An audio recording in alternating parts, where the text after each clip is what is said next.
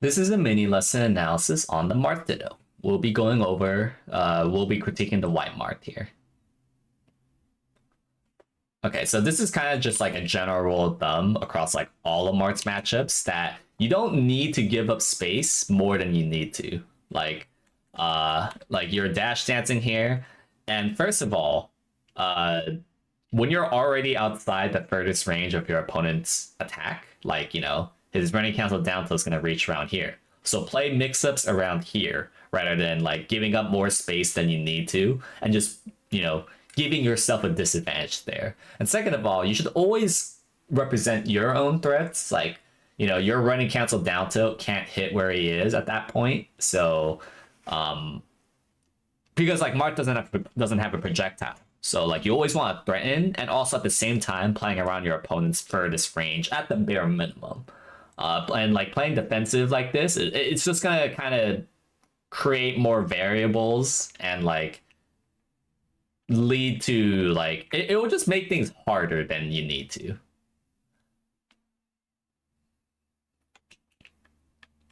feel like this is weird. Feel like after the first down tilt, you could have just done an immediate nair in place. And like here, it should have went for a grab rather than a dash attack. Could have been a little bit faster to pivot grab. So I feel like there's just like also like a good amount of inefficiency as well. Or like, yeah, also don't get hit by like that invincibility. Like at least try to avoid their moves. Yeah, try not to go over this up air when they're grounded because they could CC that.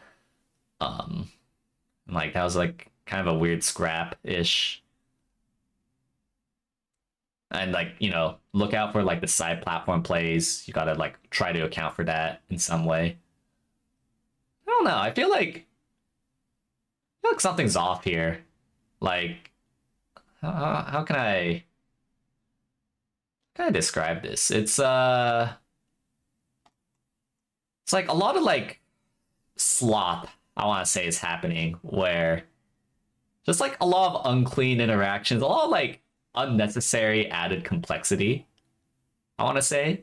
Like, okay, so here's how I would categorize this is like the matchup kind of has like three primary mix-ups. Like there's poking, there's attacking, and there is playing defensive.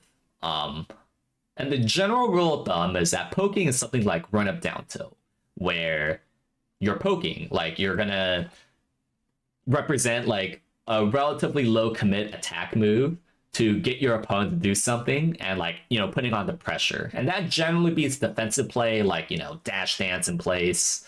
So that's why poking kind of gets things done. But what kind of beats poking is like a hard commit to an attack. Like a jump in place dare, for example, is going to beat poking. Or, you know, going in with like a forward smash can also just beat a down tilt. Point being is that like if you commit to an attack with like a jump or a grounded attack, generally speaking, attacking wins. A hard attack though, like a dash attack, a jump, is generally going to lose to a defensive like dash dance game that normally poking would beat. So there's just like this weird, there's like this triangle that typically goes on. Of course, there's exceptions to all of these and some specifics that need to be played. But generally speaking, I find that like, I don't think like you're kind of playing around that broad like triangle very well, I want to say. Like, I feel that they're like, you know, for example, in the beginning you were like playing further away than you need to, so that created some unnecessary complexity. I don't feel like the mix-up trees and like the decision makings are cleanly panning out in that way as well. Where you know, let's try to like kind of build some concrete examples here. Okay, so yeah, it's like weird stuff like this is constantly happening where it's like, huh, well, you kind of had it and then now you just died. You know? So like I feel like you were holding space. And first of all, this could have been done better. You should have like you were kind of poking a bit. You should have gone reversal for this. This isn't the greatest poking, whatever. And then you went for like a hard attack when you could have just maintained poking more. Uh, like maintaining space poking is really good if they are not attacking essentially, and they're kind of on the defensive. But then like you just went for like a random attack when you really didn't need to, and then you died for that. Like I feel like you're not understanding that kind of like mix-up tree. And also like I guess like also what's adding to the confusion for me is that the tools that you're doing sometimes to play some of the mix-up trees is just like not good at all. Like why would you go for this up B? Like come on, there's way better attacks that you can choose. Like you could forward smash, you could run a cancel up tilt, but then you chose like up B question mark. So like it's also like the fact that the tools that you're using is like not the tools that you're using is not very effective for your mix-up trees. Then you know you try to go for a hard attack here, and that loses to his timing of his hard attack. And then you know you at least reversaled him for this, so that's good. But the bigger point I want to make is that so this is like a nuance that you could either try to, because like he's just hard attacking you these two times, and while you could like play like super nuanced trees that honestly I'm not even 100% sure if like you know certain like there's probably a way that you can attack like this better, but when you kind of go for an attack versus attack, the odds of stuff like this is gonna occur a lot, where there's gonna be a lot of weird scraps, and you know it's not gonna be very straightforward, and the mix-up tree is actually surprisingly very complex. When instead of attacking against their attack, you could have just been playing defensive. Like imagine instead of attacking here, you just did a way dash back and then forward smashed his landing.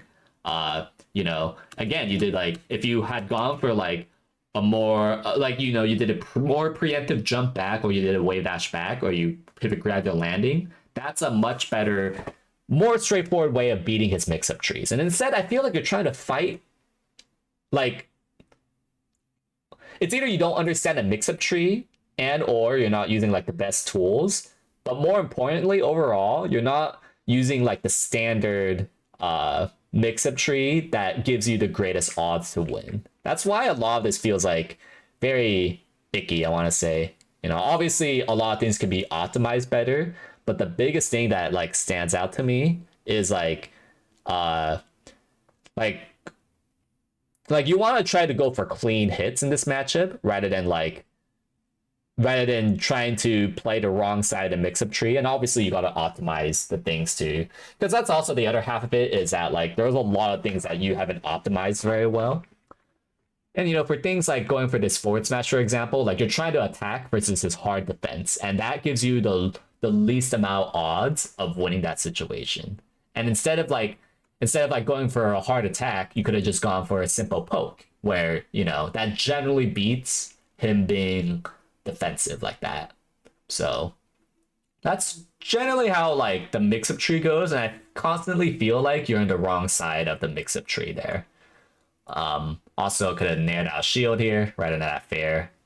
Another like you know, there's also definitely a lot that you could optimize, but I also think it's way more important to like get you to understand the broad mix-up tree. Could have optimized better, you know, converting off of that, but whatever. You know, he tried to go for a poke. He went for an attack that worked out really well for him because he won that like broad mix-up tree. Yeah, and then obviously tech skill is very shaky here. And you had the big advantage here. I thought like the way how you poked was fine up until the forward smash there, and that was not good. Like you got like you know what's as important of all of this is that you have to optimize your tools well. So a lot of it is like how you optimize your tools, but also understanding the broad mix-up trees. And I hope this clarifies some things. I get that was a little bit broad here, so if you have any questions, feel free to DM me.